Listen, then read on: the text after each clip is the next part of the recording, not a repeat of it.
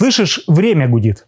В честь 50-летия БАМа из областного центра в Тынду отправился эстафетный поезд. Его пассажирами стали первостроители и ветераны из самых разных районов Приангарья, Республики Бурятии и Забайкальского края. А на здании Иркутского вокзала появилась памятная доска. Она посвящена годовщине отправки первого комсомольского отряда на возведение масштабной магистрали.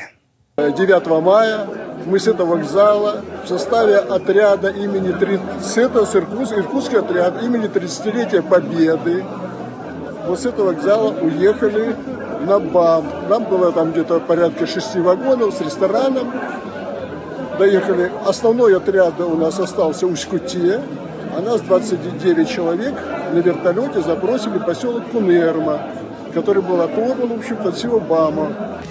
По пути поезд сделает 12 остановок, и на всех этих знаковых станциях пройдут праздничные митинги.